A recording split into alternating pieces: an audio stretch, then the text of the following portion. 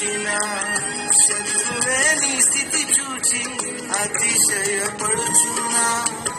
సింహాలని ఎదుటే రింగి వేయ నిలిచిన నాకేల శ్రమలంటూ